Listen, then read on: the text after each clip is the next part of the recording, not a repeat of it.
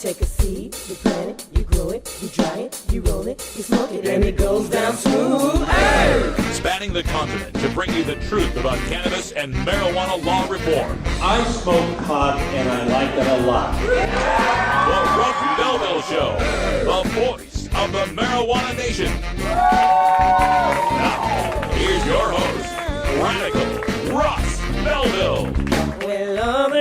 Good day, dabbers and dabettes, and welcome to the show. It is Thursday, July 10th, 2014, and it's got to be 7:10 somewhere in the world.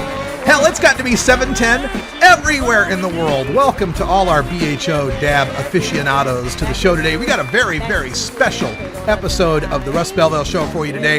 It is 7:10, and for those of you not in the know, 7:10 is oil spinned around 180 degrees, right? So it's all about the oil, the butter, the earl, the shatter, the wax, the dabs, whatever you want to call it. We're going to be talking about it today with one of the nation's leading experts on the process of making dabs and winning with those dabs. Our good friend Ganja Jon will be joining us in the studio at 45 after the hour. He was High Times Magazine's first ever Cannabis Cup concentrate winner in the Seattle Cannabis Cup, and he's been going gangbusters ever since. We'll talk to him about all the latest in the world of dabs. And speaking of Cannabis Cup, I'll be heading there to Michigan. I just booked the flight today. I want to thank Minnesota Normal for their sponsorship of the Russ Belville Show's appearance at the High Times Cannabis Cup in Clio, Michigan at the Michigan Auto Speedway. We will be there in 2 weekends from now. So that's one of the trips coming up. A weekend from now, I'll be in Fort Lauderdale, Florida for Bobby Platshorn's Meet the Experts 3. And this weekend, we get a special report from our very own Priscilla Sibin, who's joining us from Colorado. How you doing, Priscilla? I'm great. It's fucking hot here. It's so hot. Oh my gosh. I'll bet it is. But it's 7:10 today in Colorado, and I know the 7:10 Cup is happening this weekend. I understand you got yourself a spot at the Cup, and you'll be doing some reports for us. That's right. Hooty hoo. 420 representing. All right. We'll be calling in live from the 710 Cup. Plus, Priscilla's got the hand recorder there, the handy cam. So she'll be taking all sorts of shots. We'll get those processed over the weekend and we'll play them on next week's show. Should be a lot of fun. Thanks, Priscilla.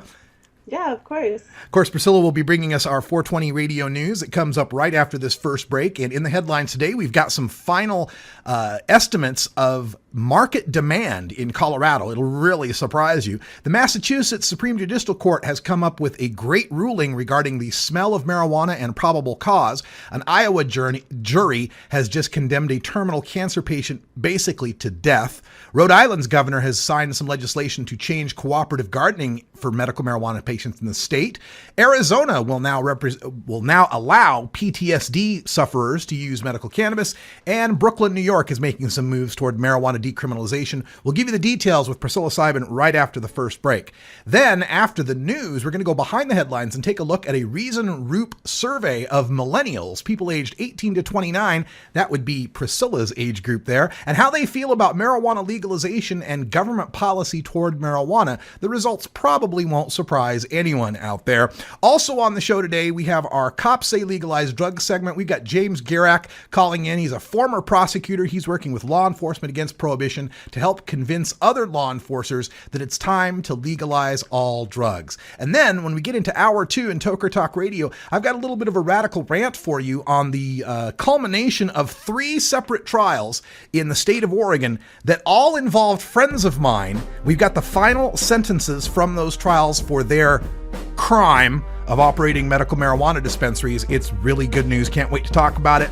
Plus, we've got some other stories in Toker Talk Radio to get to that include a great piece on the Today Show website by Diane Fornbacher from Ladybud Magazine. Also, a girl who turned her parents in for pot growing in Minnesota, and Spokane's first pot buyer might be out of a job. All that coming up on the Russ Belville Show.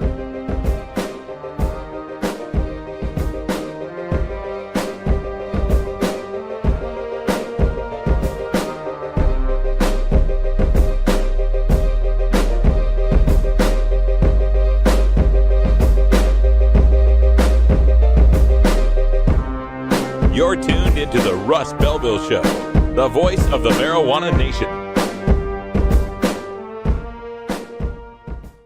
420 Radio, the world's voice of marijuana legalization. 420radio.org is proud to replay Weeducated Talk Radio with Ruby Lexington, Nikki Fox, Steve the Caregiver, and Jeff Kaufman from Arizona. Weeducated exists to help change the cultural response to cannabis through intelligent, meaningful conversations about how the industry is unfolding in America and beyond.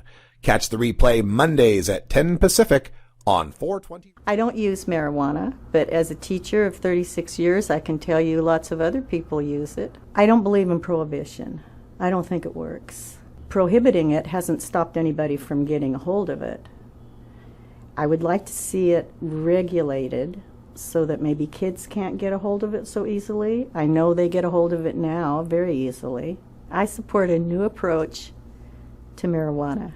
I support legalizing it. It's with us. It's not going to go away. And if we can get money through the taxation, we can also educate our kids about it. That's why I support it.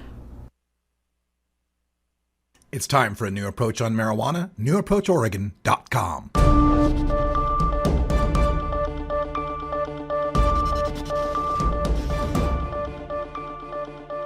It's time for the 420 Radio News, covering the latest headlines in consumer cannabis, medical marijuana, and industrial hemp. Transcripts of 420 Radio News are available daily on our website at 420radio.org. Now, here's Priscilla Simon. Hi, folks. It's your 420 Radio News for Thursday, July 10th, 2014. A new study of actual sales figures for marijuana in Colorado has yielded a market demand of 130 metric tons per year.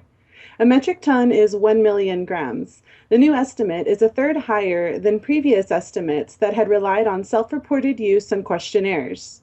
121 metric tons represents the annual demand for marijuana by Colorado residents, meaning residents of the Centennial State consume 10 tons of marijuana per month. Visitors to Colorado racked up another 9 metric tons of annual demand. These figures represent both medical and recreational use of marijuana that goes for an average of $220 per ounce. In Denver, visitors make up 44% of recreational sales, but at ski resorts and other vacation spots, visitors make up 90% of demand. About 9% of Colorado residents are consuming marijuana at least once per month, with 22% of those cannabis consumers using 70% of the marijuana in Colorado. Very few medicinal consumers made retail purchases, leading the study authors to conclude, quote, "The retail demand is derived primarily from out-of-state visitors and from consumers who previously purchased black market or illegal weed." Colorado has collected $34.8 million in marijuana taxes and fees so far this fiscal year.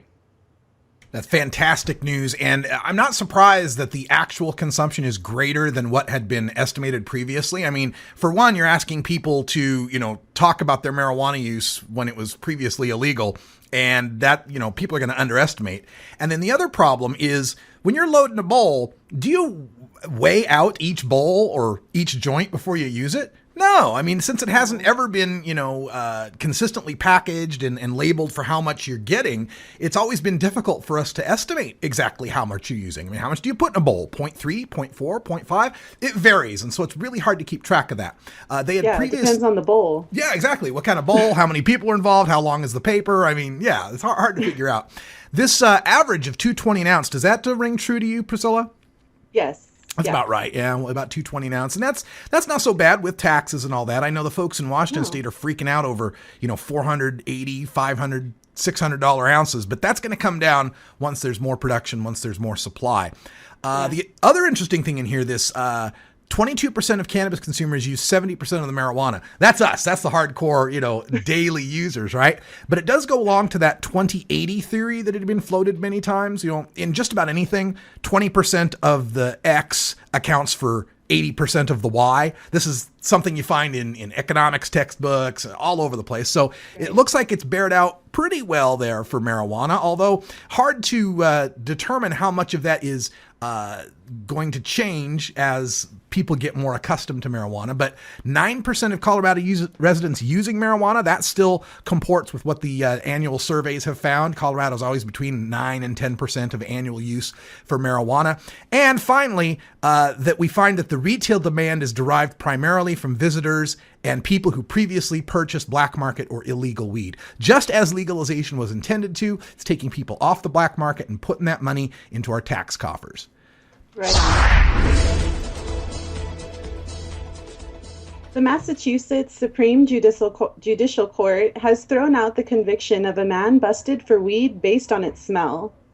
In 2 unanimous rulings, the justices said the decriminalization of 1 ounce marijuana in Massachusetts in 2008 means that the odor of fresh marijuana cannot be used to justify a warrantless search of a person's car. In 2011, the court unanimously ruled that police couldn't justify a search based on the smell of burnt marijuana, since that smell couldn't validate that a person held a criminal amount of marijuana over 1 ounce. On Wednesday, the court applied the same logic to fresh marijuana in a case where a man was pulled over and found to have a baggie of marijuana in the glove box of a car he had just crashed. Based on, quote, a very strong odor of unburnt marijuana, end quote, police searched and found a backpack containing much more than 1 ounce of marijuana. The court ruled that the police couldn't possibly distinguish between a decriminalized ounce and a criminal amount by scent alone. Furthermore, the court ruled that the federal illegality of marijuana makes no difference. Police may not search based on marijuana smell alone. This is something I've tried to tell people ever since Prop 19 back in 2010, and I'd hear people complain, oh, it's only 1 ounce. They're only legalizing 1 ounce. Well, this is decrim of 1 ounce. This isn't even legalization in Massachusetts. We're talking decrim. And when something's decrim, that means it's just a civil penalty. It's no longer technically a crime. So if you got less than 1 ounce, it's not a crime. If you got more than 1 ounce, it is a crime. And the court just reasonably said that a cop's nose cannot sniff the difference between under 1 ounce and over 1 ounce. That's what the cops were trying to say. This guy had wrecked his car and they, searched through the car in the glove compartment. They found this baggie of weed, right? Just enough to be a decriminalized amount. But they said that the overwhelming odor of marijuana was so strong that they had to go search the rest of it. And that's when they found the backpack and they found the much more than 1 ounce that was there. And like, as if the cops can, oh, that smells like a quarter pound. No, wait. No, that's at least half a pound there. Come on, that's just ridiculous. Tiny little nuggets can odor like a car, a room, a house. Yeah, exactly. It's crazy. And that's the thing. That's the thing the court came up with today is that the strong smell of marijuana doesn't tell you anything about how much marijuana there is. And that applies to drug sniffing dogs. That applies all over the place. So whenever someone wants to give you crap about it only being 1 ounce or only being decrim, point them back to a case like this and show how even these little baby steps help a whole bunch of cannabis consumers.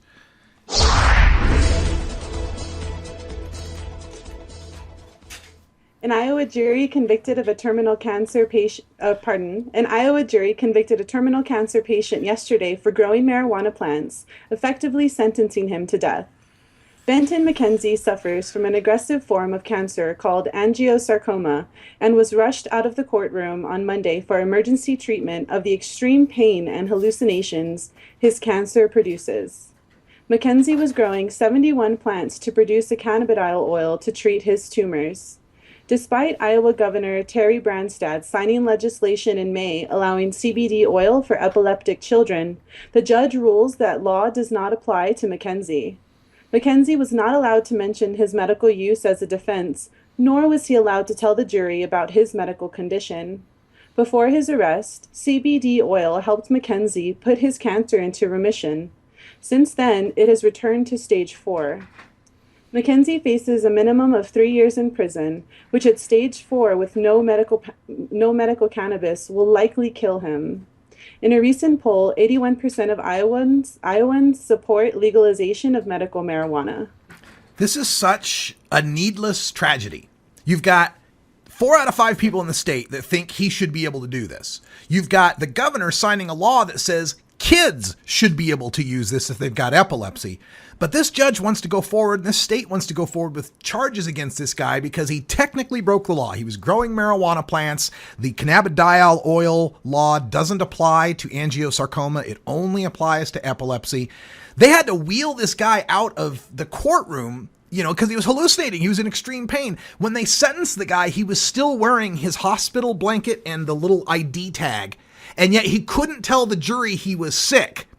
And they still convicted him. And of all the people, of course, I feel terrible for this man and his family, but I also feel terrible for these jurors because they're going to get out of that courtroom. They're going to start reading the paper about this and go, oh my God, what have we done? We just sentenced a man to death and didn't know the full consequences, didn't know the full situation under which he was growing those marijuana plants. I mean, whatever happened to the truth, the whole truth, and nothing but the truth? Well, they don't get to tell the truth in these courtrooms. They don't get to say that they've got cancer. They don't get to say they were growing for medical purposes. And there was nothing about this case to indicate he had ever diverted marijuana away from his own personal medical use to anybody else. And this man's life and likely his death is something that the people of Iowa are going to have to deal with and going to have to make up for in the coming years. This is just so insane that we treat sick people this way over their use of a plant that 23 states now are allowing people to use. Yeah. Rhode Island's governor has signed legislation to further restrict the state's medical marijuana program. Most of the changes concern medical cooperative grows, which now are limited to 5 ounces, 2 dozen plants, and a dozen seedlings in residential areas. Non-residential co-ops may harvest twice that amount, which 10 ounces, 4 dozen plants, and 2 dozen seedlings. All co-op grows must now comport with zoning and municipal safety codes, and a new right of landlords to refuse to rent to and to evict medical co-op grows has been added to the law. Also, new standards for criminal background checks for caregivers has been established.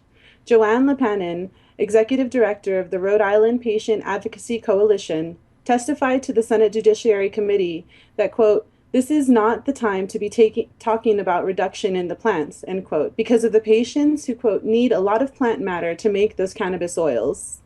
Yeah, this is another situation where you have a working program and they've got to start restricting it and making it more detailed in order to try to keep the healthy people out. We got to stop, they might be growing these plants and might be trying to distribute it to healthy people. By God, we got to stop the healthy people. And whenever we do that, all we do is we make restrictions that hurt patients in some way. They usually don't end up helping prevent diversion in any way. People that want marijuana are going to get it. It's long past time that the people of Rhode Island come along with the people of Colorado, Washington, and these other states that are wanting to legalize marijuana. That's the best possible thing you can do for patients. Yeah.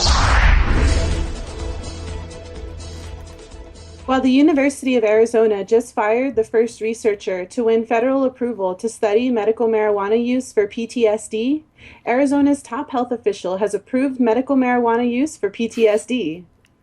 Will Humble, the state health services director, announced on Wednesday that, quote, "I have issued a director's decision that will authorize the use of marijuana for patients that are currently undergoing conventional treatment for a diagnosis of PTSD," end quote.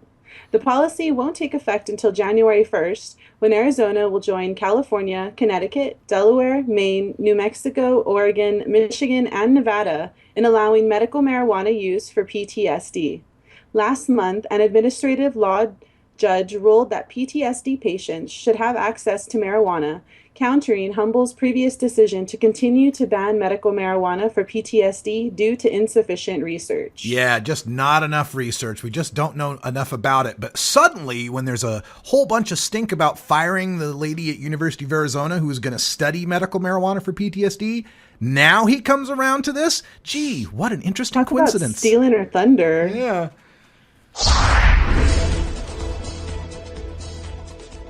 The district attorney in Brooklyn, New York, has effectively decriminalized marijuana possession. DA Ken Thompson announced Wednesday that, quote, "thousands of low-level marijuana arrests weigh down the criminal justice system," end quote, so those caught with less than 25 grams will have their cases dismissed prior to arraignment. This has already been the outcome of most low-level pot possession cases, and Thompson has simply made it a new standard. However, NYPD Commissioner Bill Bratton says this will not change how his police officers deal with low-level possession on the street, presumably meaning pot offenders the DA won't charge will still be arrested and booked. Furthermore, the NYPD insisted that the dismissal of charges won't apply to violent offenders, gang members, those with open warrants, or those smoking marijuana in public, quote, particularly around children, such as a park, playground, bus, subway, or schoolyard, according to an NYPD press release. Well, this is just more of the same. New York's been decriminalized since the 70s, but the cops just can't get off their addiction to messing around and harassing and arresting mostly black and Latino youth. Looks like it's going to keep going. Thanks, Priscilla. Have yourself a fun 710. I know I will. Ganja Jon's in the studio. We'll be right back. Maybe.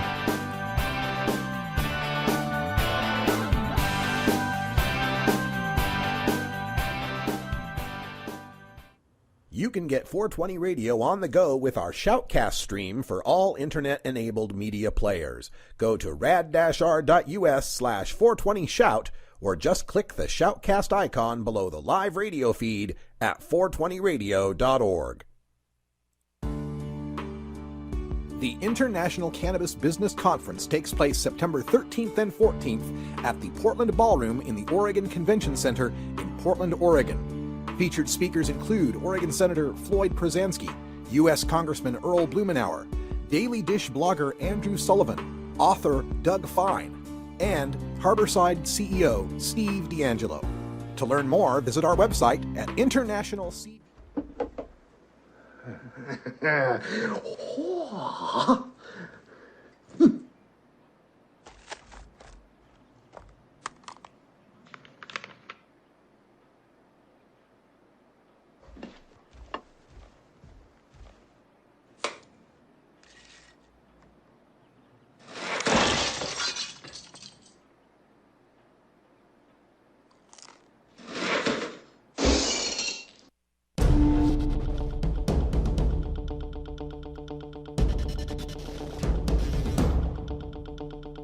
All right, welcome back, everybody. 22 after the hour, and time for us to go behind the headlines, where we have a new poll that is out from Reason Magazine, the libertarian magazine, along with Roop Incorporated, where they've polled 2,000 millennials.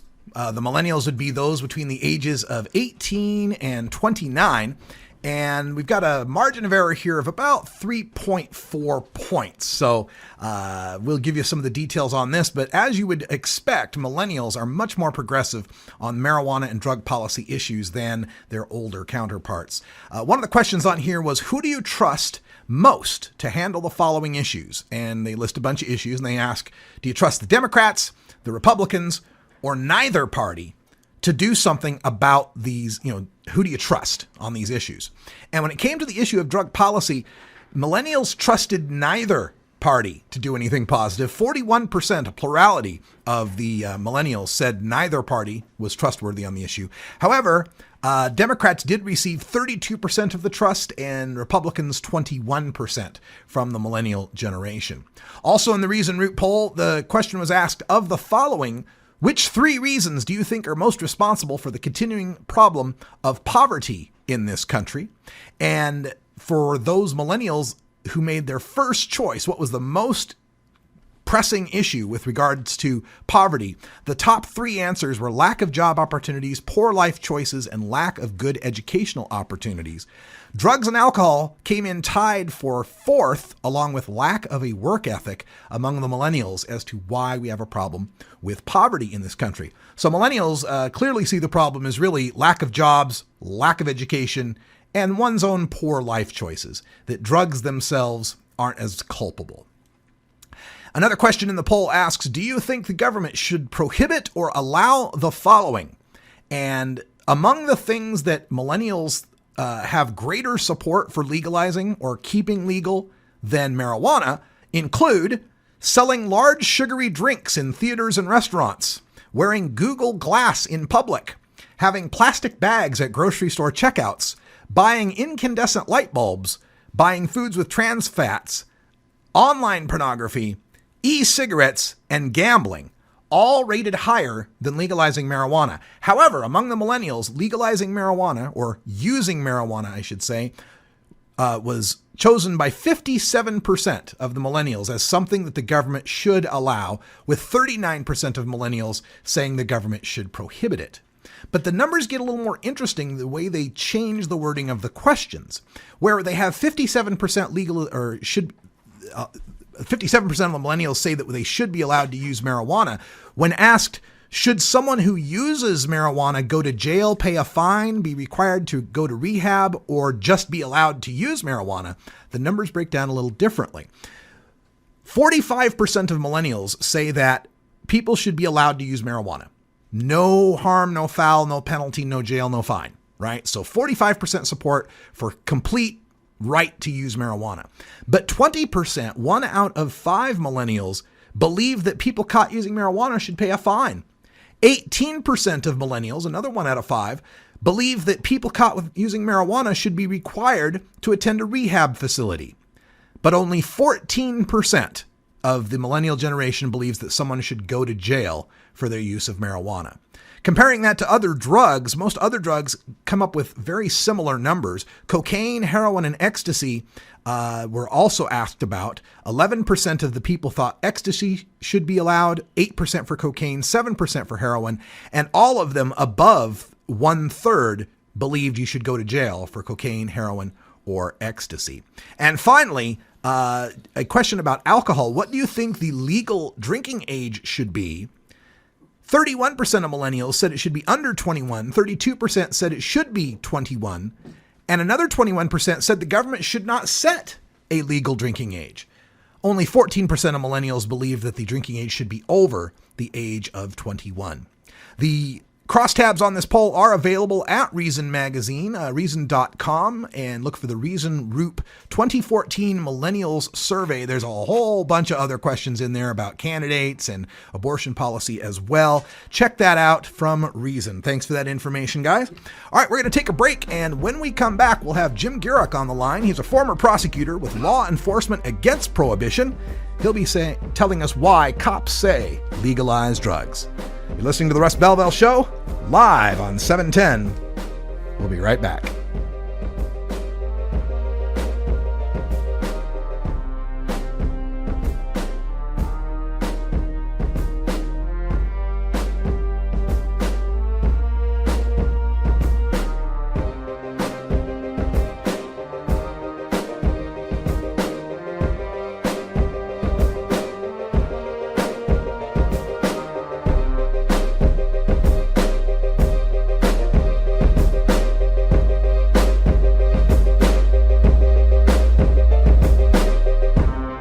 You're tuned into the Russ Belville Show, the voice of the marijuana nation.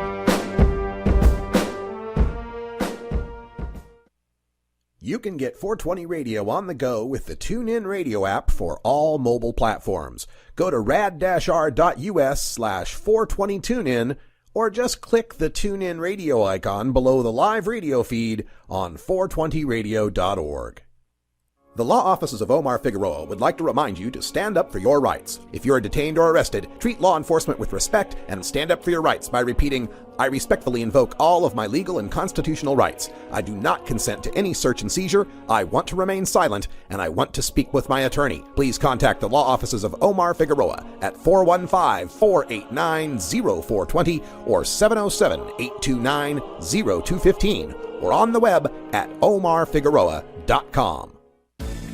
At Herbie's Cannabis Seeds, we pride ourselves on bringing you the best quality seeds from the world's most respected cannabis seed producers, all at the lowest online prices. You can find Herbie's seeds at herbiesheadshop.com. All cannabis seeds are sold as souvenirs and as a means of preserving cannabis genetics. Herbie's Seeds in no way intends to condone, promote, or incite the use of illegal or controlled substances. We strongly urge all prospective customers to check their national laws prior to placing an order. Herbie's Seeds at herbiesheadshop.com. Proud sponsors of the Russ Belville Show and 420 Radio. Weeducated Talk Radio with Ruby Lexington, Nikki Fox, Steve the Caregiver, and Jeff Kaufman from Arizona, replaying Mondays at 10 Pacific on 420radio.org. Growing plants indoors can be a rewarding hobby, but electricity bills can go through the roof. Then you have to cool down all those big hot lights. It can drive a grower insane. With Lush LED lighting, you can solve many of these issues and double your rewards. Matt and his scientists have developed the perfect light for flowering plants with far less cost and heat. And the results? Very effective. Check out LushLEDlighting.com right now and tell them Radical Russ sent you.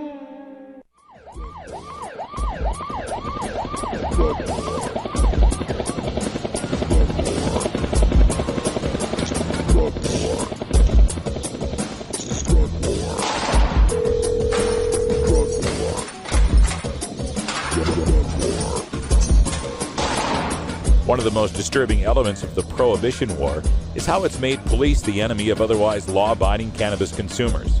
Fortunately, one group of police officers knows the futility of prohibition and reaches out to educate the community and current law enforcement. Today, the Russ Belville Show visits with another speaker from Law Enforcement Against Prohibition with one clear message: cops say legalize drugs. Welcome back, everybody. Half past the hour. Time for our LEAP segment, sponsored by Law Enforcement Against Prohibition. Check them out at leap.cc. Joining us today, we have a former prosecutor who's been a guest on the show before. Jim Girac joins us. Hello, Jim. How are you? Well, very good, Russ. Good to be with you. Good to be with you too, sir, and thanks for calling in. Of course, the big news this week has been the rollout of a second state offering legalized cannabis sales, and I was there in Seattle just a couple days ago when the Seattle City Attorney, Pete Holmes, actually was one of the people in line and purchased legal cannabis. This went all over the news wires, and I just wanted to get your feelings on that. How did you feel about those events on Tuesday? Well, it's really great because it's showing average, regular people, even lawyers, know their sense in standing in line to get some marijuana now and then for something that may ail you, and in this state, even if something isn't ailing you. So it's very constructive. In recent years, the last 3 years, I've been at the United Nations Commission on Narcotic Drugs in Vienna for each year.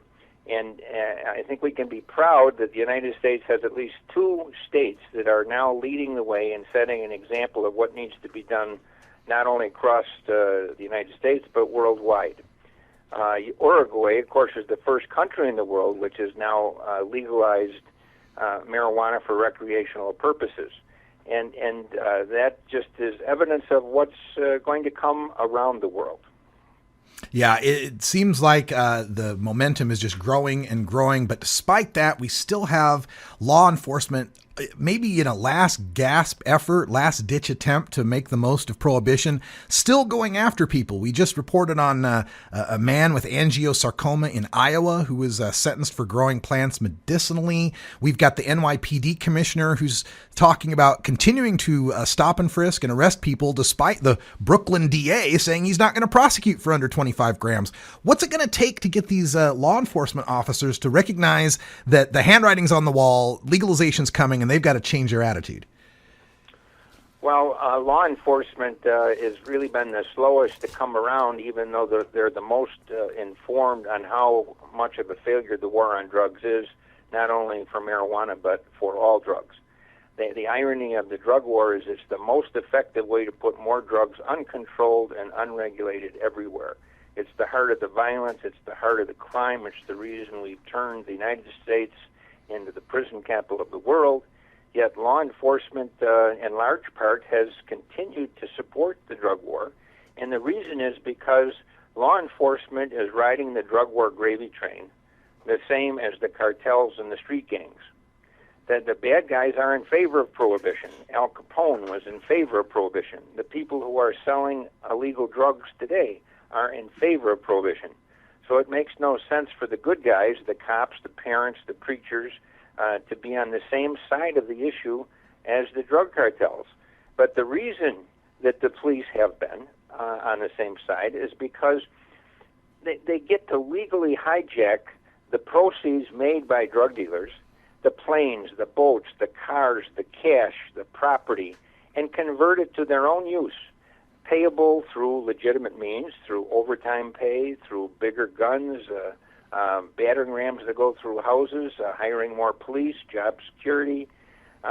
the war on drugs creates crime. So if you're in the crime-fighting business and you get paid, particularly where we're policing for profit in drug cases, where you get the money. The forfeiture laws in this country, where we're going to fight drugs. Drugs are bad. So when we take the money, three things happen in a drug bust. One, we seize drugs, guns, and cash. And the cash gets split basically half to the feds and half to the local law enforcement agency. So we want to time the bust and the arrest at the time when the drugs and the money are going to change hands, so the money becomes ours. If we bust the drugs before the cash gets there, then we don't get the cash. So the long and the short of it is that the police have been gaining financially and over time economic benefits by supporting the war on drugs. Do these seizure actions and asset forfeitures, do they trickle up to the prosecutor's office, or is it just at the police level where they get to keep the proceeds? It's divided between the law enforcement agencies. So it could be a state agency, it could be a drug task force, it could be a local law enforcement, it could be a sheriff's office. Anybody who's in law enforcement and enforcing the laws has the right to make money by confiscating cash in drug busts. I see.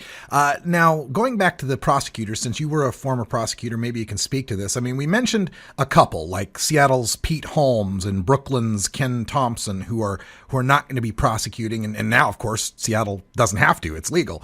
But he had long had that attitude. Yet we have other prosecutors who seem to, I don't know, they're actually going against and publicly opposing the policies of their leaders. I mean, I'm thinking particularly of Michelle Lenhart with the DEA, or say Melinda Hogg or Jenny Ormsby up in Washington. Some of these U.S. attorneys who, despite the Cole memos, despite the directives from the federal government to leave these states alone, to let medical alone, continue to go on their own and continue to prosecute these people. Why is there no punishment or political fallout from their bosses over this lack of respect for their boss?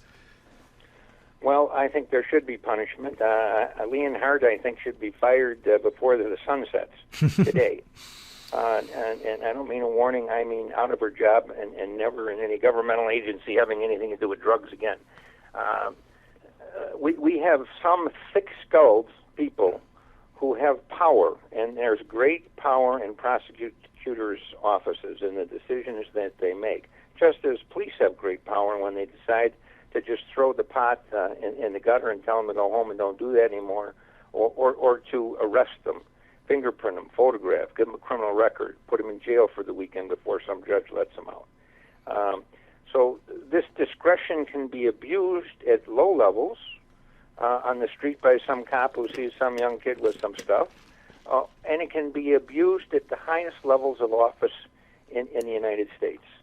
And you cite, I mean, the DEA is an example of government gone wild, that has no common sense, sees that its efforts make things worse instead of better, and yet persists to enforce an unsustainable, losing war on drugs.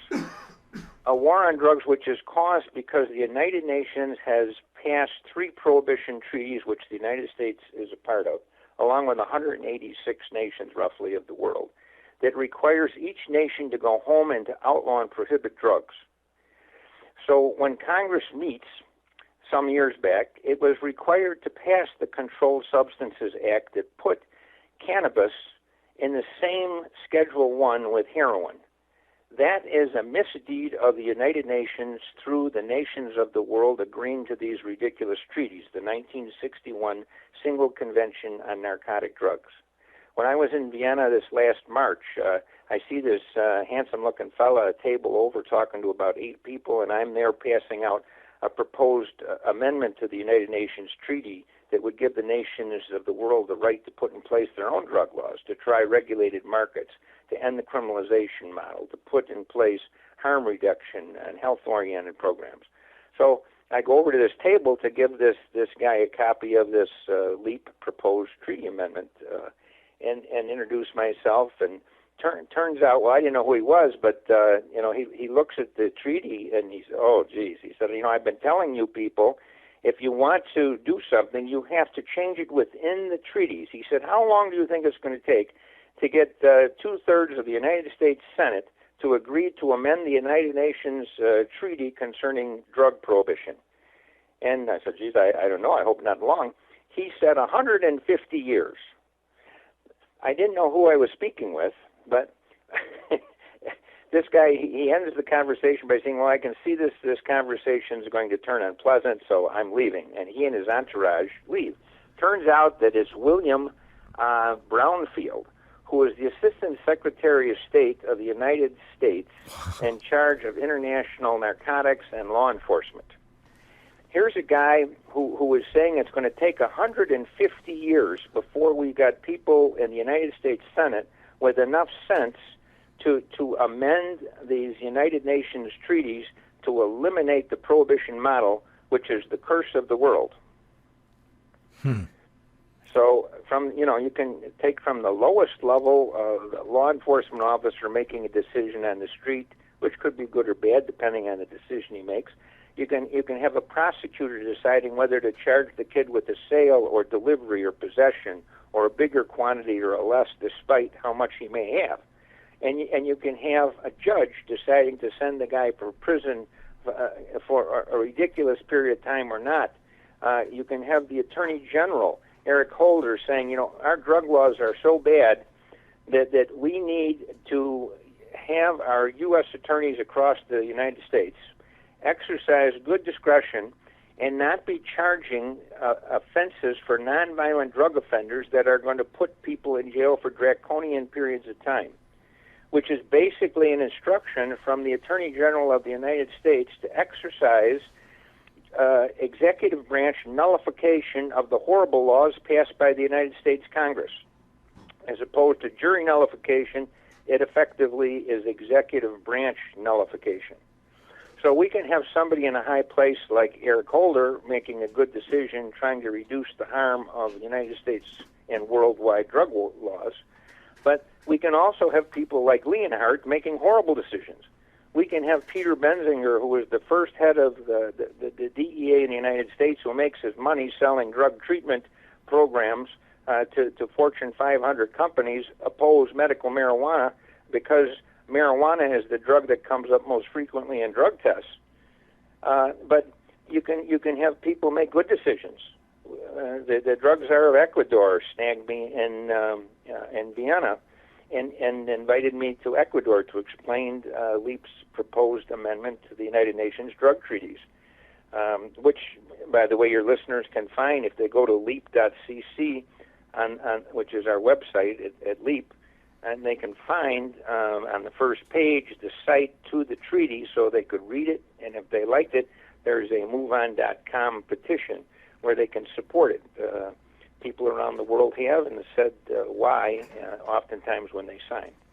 So it's a little advertisement, but it's important because many people don't realize that the heart of the horrible drug policies in America are not created in your local city or village or county or even state or even United States Congress. It's in the United Nations that put in place 3 prohibition treaties that are mandated to be followed by the individual nations of the world. Wow. It's amazing how deep this goes. And that's sometimes when I talk to people and they say, why can't they just legalize it? Why don't they just drop it out of Schedule 1? These are the reasons why, folks. This is Harry J. Anslinger's brilliance in bringing together these international treaties that tied our hands so effectively. We're speaking with Jim Garak. He's a former prosecutor, and he's also a speaker with Law Enforcement Against Prohibition. You can get a LEAP speaker in your area to come and talk to your elected officials or assembled public. Just visit leap.cc for more information. Now, you mentioned Eric Holder, and one of the things Eric Holder has been championing lately is sentence reduction, and also we heard from the Sentencing Commission to make this retroactive. But it's a kind of situation where they're just talking about taking crimes and moving them down a couple pegs on the sentencing level. Is that the kind of incremental changes we're just bound to have to do until we get around to this treaty? Well, I think that sometimes the steps are going to be large, and sometimes the steps for reform will be small. And I am in favor of every step, however little or however large.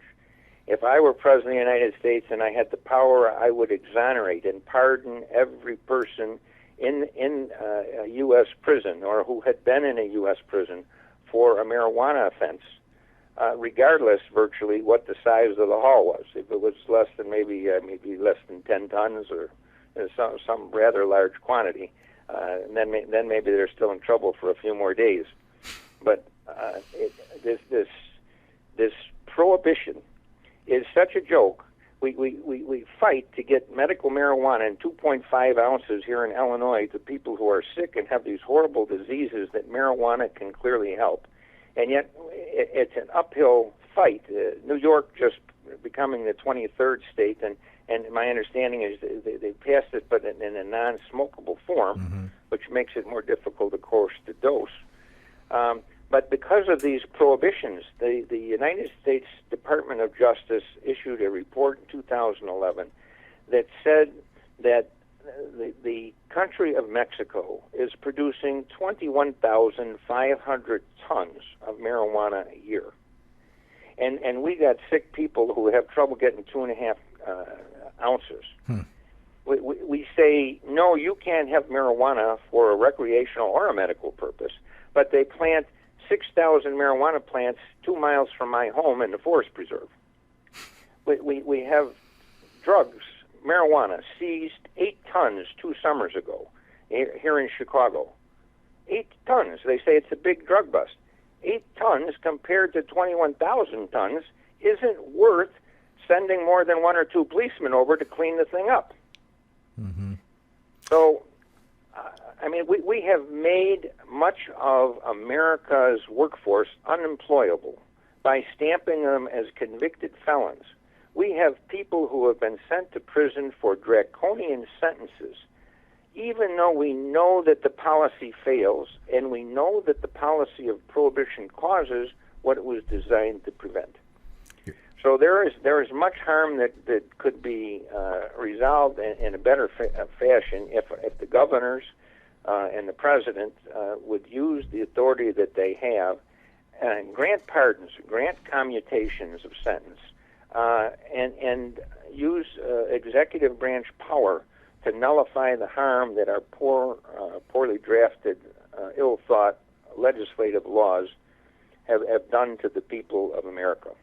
Well said. Jim Garak, former prosecutor with law enforcement against prohibition. Thank you for fighting against the drug war, and thanks for coming on our show again. It's great to be with you. All right. When we come back, we're going to celebrate 7/10. It's the oil holiday, and we've got 2 professional level major league all-star dabbers in the house. So stay tuned. We're going to have some fun.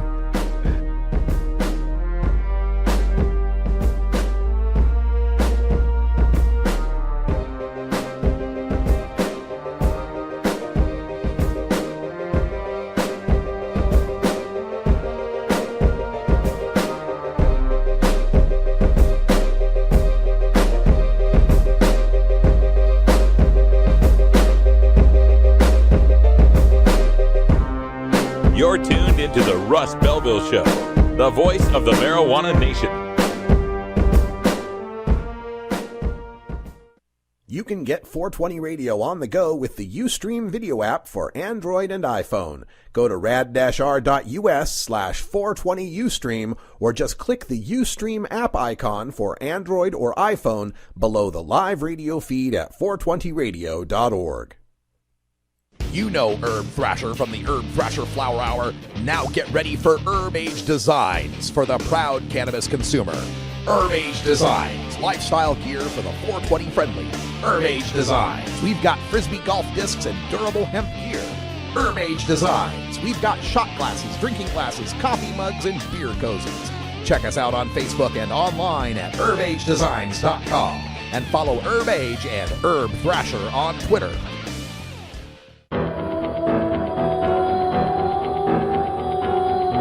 In the interest of fair and balanced journalism, the Russ Belville Show presents the anti-drug public service announcement of the day. I get angry just thinking about it makes me mad. Little kids doing drugs, it turns my stomach. That stuff hurts. It stops you from living up to your potential. It holds you back. It hurts the user. It hurts his family. And it hurts his friends. I just want to shake some sense into you kids that are using drugs and think about using. So remember, don't, or else. Okay?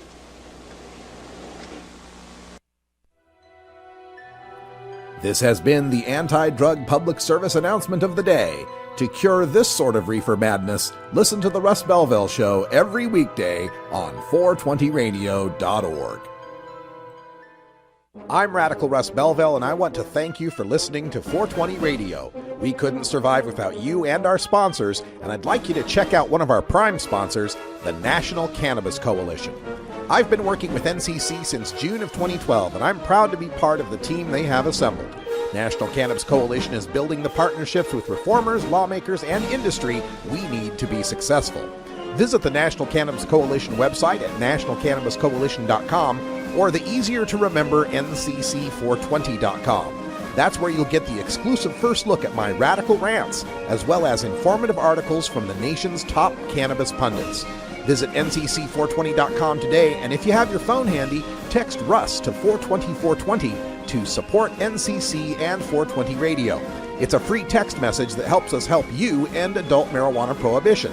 Learn more at ncc420.com, and thanks for supporting independent marijuana legalization public radio. You can't handle the truth. Entirely legitimate topic for debate. You have offended my family. Hey, this is great, man. And you have offended the Shaolin Temple. One major responsibility is to encourage people to use less drugs. I know nothing. I support a change in law to end federal criminal penalties for possession of up to 1 ounce of marijuana. We don't need no stinking budget. Homosexuality, immorality in general. How in the century you have slurred the meaning of the words we, the people. Be warned, this is not your mother's marijuana. You could ask yourself a question. Do I feel lucky? Well, do you, punk? I want to ask you a bunch of questions. I want to have them answered immediately. Surely you can't be serious. I am serious. And don't call me Shirley. Radical Rant. All right, welcome back, everybody. 52 after the hour. No time for ranting today because we're just going to have some fun because we got Ganja Jon in the studio. Hey, Ganja Jon, what's happening, How's my man? How's it going, buddy? How are you? Oh, good to have you here. I was just thinking of something. This is to show how high I am when you're playing that clip. Sometimes when I hear Obama, I like to imagine The Rock saying it. Because their voices are so similar. You're right. The Rock and Barack. Think about it. Kind of sound similar as Think it is. about it, bro. Let's see if we can see, twist a bit to the side. People can see that little oil pin, man. That's the coolest thing. Who's that glass artist? It's Nathan Adamai made this for me. Check it out, guys. It's magnetic, right? It's just a magnet on the other side. Yeah. So it clips to your hat brim. It's like the sweetest hat pin I've ever had. That's pretty dope. Yeah. I've had stuff similar to this before, like made out of silver that was really expensive or whatever, but this is glass. I really like it. Yeah, and it looks more like oil. It looks actually like oil. Yeah. It's pretty cool. I have a few like glass pendants that look like oil, like laying around on my table, and people try and take tabs off of them all the time. It's pretty funny. Yeah, we've also got Todd Armstrong in the house. How you doing, Todd? Ole, very well. Yourself, my friend? Doing excellent, and I understand the comedy career is heating up. You got all sorts of shows going on. What's happening with you? Been doing well. PermanentComedy.com, of course. Follow everything. John was on the show. Since then, he has gotten a new tattoo of his cannabis cup. We've gotten a couple tattoos since I was on Permanent Comedy. You should go check that out. But yeah, everything's on there. But I've been doing well. I ended up closing out the High Times after I guess after party at the San Francisco Cup. Had a great time doing that. And gonna be at Helium quite a bit, and just go and check out the websites and follow me there and check out what John's doing. And Arm Todd Strong still on the yes sir on the Twitter. All right, yes, everything. Arm Todd Strong, which is one of our Second Amendment rights. Yes, the right to arm Todd Strong. Please do. It's better than Leg Week, which was my football coach's name for me. Leg Week, very nice. He felt that was the true opposite of Armstrong. So we've got Ganja Jon here for it's 710. Everybody now knows 710's the oil holiday. Yep, it spells oil upside down. Yep. Makes more sense than 420. Actually, I guess whatever. And then there's of course 11:30 where you do them all 420 plus. Yeah, 710. it's like the Japanese have 840. They're weird. Yeah, whatever. Yeah, and one of the things. Okay, so folks, if you're new to the show, you may not know, but Ganja Jon was the first winner of a High Times Cannabis Cup for concentrate. First place concentrate. Yes. But since then, when was that? 2010, 2011? 2012. 2012. Okay, Yeah. wasn't that long ago. Okay. Yeah. So it's pretty recent that they've been having concentrate category. Yeah, it used to be hash before me. Before they had just a hash category. I won the first concentrate cup in Seattle. And since then, concentrates have just blown up. Pardon the pun. Like a Roseburg motel room. That's right. Bobby Black's been doing some great panels on this as well. They're very, very well attended. Yeah. How much has the quality, just the average quality of oil making gone up since you won your Oh cup? shit. Let's talk shit. No, let's talk a little bit further back. Let's talk about the quality that it's gone up since the first cup you took me to is the first American Cup. That's right. Which In San was Francisco. in San Francisco at that crazy venue. But that was when I took my first dab. I don't know about you, Russ. Do you remember taking your first dab? Yeah, I remember hacking. Yeah, back then we were using those pipes that we now know are for DMT. Yeah. And the White Deer made, I forget, Essential Vape or something like that. Yeah. But just since then, I mean, people weren't using any sort of like machinery to make their oil. I mean, it was literally made in their backyard. Yeah. And now people are using vacuums, obviously. There's people out there using fractal distillation and steam distillation, which I have no idea what's going on. I don't have any grasp understanding of that. But, I mean, just at this last cup that we went to, I was smoking stuff, the holy water that's like, steam distilled and it has the consistency of water and it smokes like nothing you've ever had before. And then the clear concentrates, which have no terps in them and they're just cannabinoids. Yeah. Some of that stuff is so amazing. And from what we were smoking when we first started we now know is fucking poison. Yeah, it was bad absolute shit. poison. We used to, oh man, my lung spasm, that's good oil. No, lung spasming is not good. That's not a good thing. That's your body's way of saying no. No. And not only, so the processes to make it have changed a lot. The processes to use it have changed a lot. Like you said, we started on that vape. We started on the Essential Vape. Essential Vape. It was like this, I mean, even before that, there were these long glass hook things that you would heat up that looked kind of like a pipe, and you'd heat up the end of it, and you'd put a dab on the end of it. There were those. Yeah, I remember my first nail was a drill bit that was lathed down to fit into my bong. Yeah. And now you can get this shit on Sears catalog. Like on Sears online. You can get Sears resells for a lot of places. I don't recommend buying Sears. Those generally come from China, but yeah. Sure. I mean it's crazy just what like highly educated has gone from making just regular one-piece nails to adjustables with air holes to e-nails, which we're using right now, and it's nuts. And that's what I wanted to get to here is we've seen the Bill Murray. We had that up on the screen earlier. Mm-hmm. That box there that's connected has got a cord that's running to what looks like a cup with a tube coming out of it. It almost looks like a Slurpee cup. This is a Slurpee cup. Is it a Slurpee cup? Yeah, a Slurpee cup with a tube coming out of it, and then a nail up on the top of that that's connected to that electrical transformer there, keeping it at a constant temperature. No need to use a torch. No torch, which was the bane of our existence when Russ and I were doing the show. Is you can't use a torch when the microphone's on. Yeah, it picks it up like a fucking blast off of a space Sounds shuttle. Like a spaceship. But yeah, it's really nice. No more torches. No more accidental burns. And ready to go right when you always ready to go. I leave this thing on much more than I should, but there's always ready to take a dab. We're gonna keep going on our 710 celebration into hour 2, Toker Talk Radio, which for the day will be Dabber Talk Radio.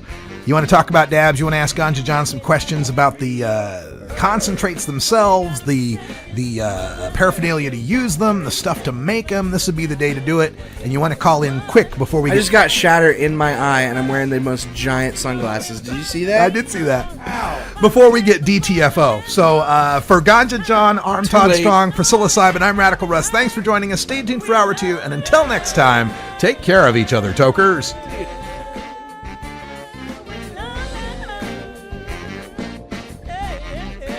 This is the Russ Belville Show.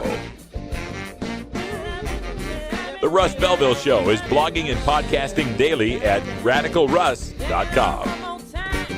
You take a seed, you plant it, you grow it, you dry it, you roll it, you smoke it. You take a seed, you plant it,